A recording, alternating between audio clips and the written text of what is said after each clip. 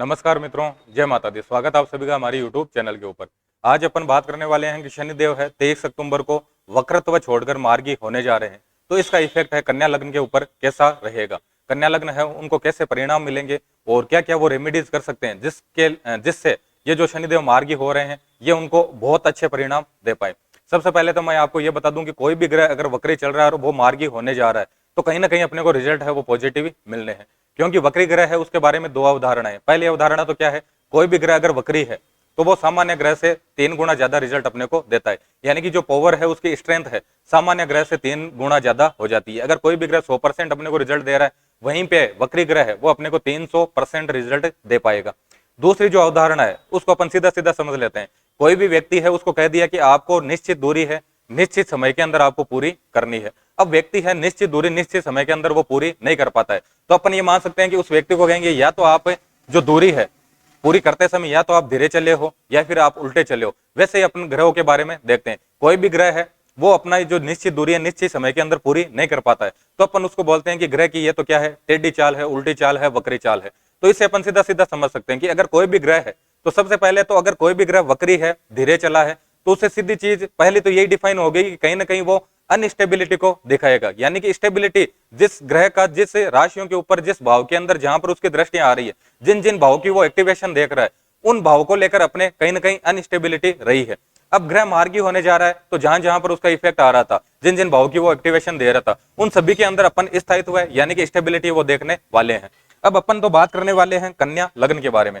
तो सबसे पहले तो जिनको पता नहीं है कि कौन से चार्ट को अपन कन्या लग्न का चार्ट है मानेंगे, अगर कोई भी चार्ट है आपके और वो चार्ट अगर 6 नंबर से स्टार्ट हो रहा है तो वो बाय डिफॉल्ट चार्ट किसका होगा, कन्या लग्न का हो जाएगा। यानी कि जो कुंडली है उसमें जो 12 खाने हैं उसमें से पहले खाने में अगर 6 नंबर लिखा हुआ आ रहा है, इसका मतलब चार्ट है किसका है, आपके कन्या लग्न का है। अब बात कर रहे हैं अपन तो शनिदेव के ट्रांजिट की, और शनिदेव है मकर राशि के अंदर वक्री से मार्गी होने जा रहे हैं। तो शनिदेव है यहाँ पर उनकी क्या है, आपके प्लेसमेंट है 5वें घर के अंदर, और यहीं पर वक्री चल रहे हैं, यहीं पे आपके मार्गी हो रहे हैं। अब शनिदेव है क्या क्या चीजें अपने को ध्यान में रखनी है, शनिदेव है किन किन भाव की एक्टिवेशन देने वाले हैं। तो 5वें घर में तो उनकी प्लेसमेंट है, 5वें घर के अंदर उनकी स्वयं की राशि है, 6ठे घर के अंदर उनकी स्वयं की राशि है, तो 5वां और 6ठा घर तो आपके इन्वॉल्व हो गया, इनकी तो एक्टिवेशन होनी है। इसके अलावा शनिदेव है उनकी दृष्टि आएगी आपके 7वें घर पे, तो 7वां घर है ये भी एक्टिवेट होता है। उसके बाद में और बात करें 7वें जो दृष्टि है वो आएगी आपके 11वें घर पे, तो 11वां घर है वो भी क्या होना है, आपके एक्टिवेट होना है। 10वीं दृष्टि है वो आएगी आपके दूसरे घर पे, तो ये भी आपके एक्टिवेट होना है।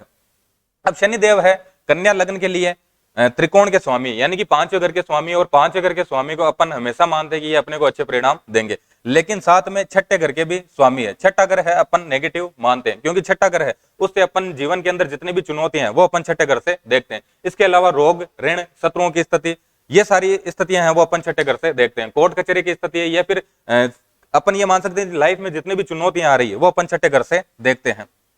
तो इसके कारण कहीं ना कहीं अपने को पॉजिटिव रिजल्ट भी मिलने हैं, कहीं ना कहीं अपने को नेगेटिव रिजल्ट भी मिलने हैं। लेकिन सबसे पहले तो अपन वक्री की बात करें कि वक्री से मार्गी होने जा रहे हैं, तो इसका अपने को क्या रिजल्ट मिलना है और कैसे पॉजिटिव रिजल्ट मिलना है। वक्री ग्रह का अपन ने समझ लिया कि वक्री ग्रह है तो कहीं ना कहीं वो अनस्टेबिलिटी को दिखाएगा, अस्थायित्व को वो दिखाएगा। तो शनिदेव है 5वें घर के अंदर ट्रांजिट कर रहे थे, 6ठा घर इन्वॉल्व हो रहा था, 7वां घर इन्वॉल्व हो रहा था, आपके 11वां घर है और दूसरा घर है। अब देखो ये जो स्ट्रिंग है क्या दिखा रही है अपने को, 7वां घर है, उससे अपन क्या देखते हैं, पार्टनर की स्थिति देखते हैं। तो कहीं ना कहीं आपके पार्टनर के साथ में मतभेद चल रहे होंगे, या फिर पार्टनर से रिलेटेड किसी न किसी तरह की दिक्कत है आप देख रहे होंगे।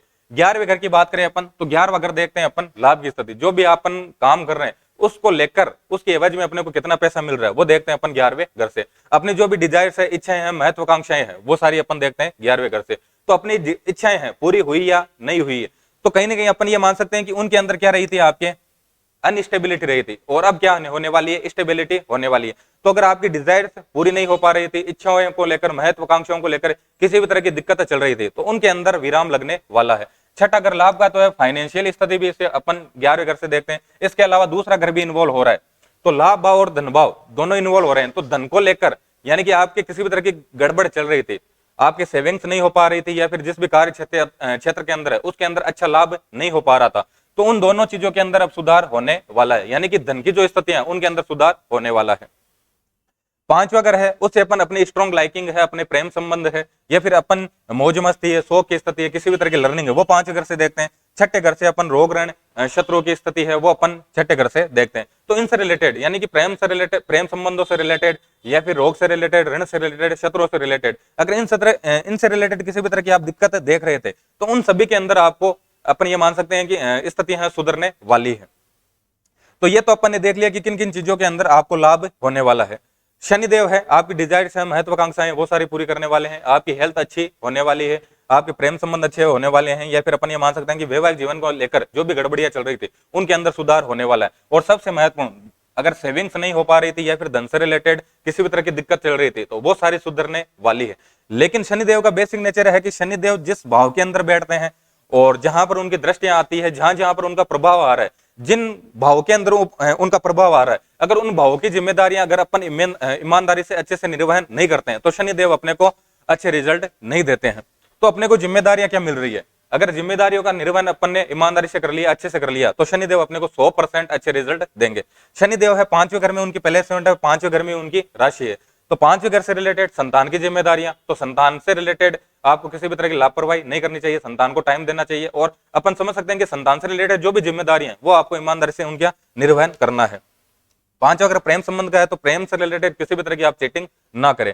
छठे घर की बात करें तो छठा घर है सेवा भाव का, जिस भी कार्य क्षेत्र के अंदर है उसके अंदर अपन ईमानदारी से काम करें, सेवा भाव से अपन काम करें, उसमें किसी भी तरह की लापरवाही ना करें। सातवां घर है पार्टनर का, यानी कि आपके पार्टनर है, हस्बैंड हो वाइफ हो, उनके साथ में आपके रिलेशन अच्छे होने चाहिए।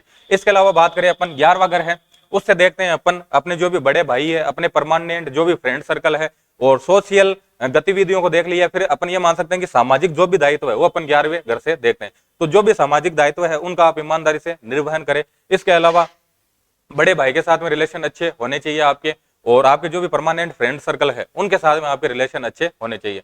दूसरा अगर है उससे देखते हैं अपन वाणी या कुटुंब। तो सबसे पहले तो वाणी पर आपका नियंत्रण होना चाहिए, जो भी बोले सोच समझकर आप बोले। कुटुंब के रिलेटेड जो भी जिम्मेदारियां उनका निर्वहन आपको ईमानदारी से करना है, कुटुंब का आपको ध्यान रखना है और अपने खान पान पर ध्यान रखना है। अगर ये सारी चीजें अगर आप करते हो तो शनिदेव आपको 100% अच्छे रिजल्ट देंगे। और सबसे पॉजिटिव, आपके धन की स्थितियां जो भी गड़बड़ चल रही थी उन सभी के अंदर सुधार आने वाला है। धन्यवाद।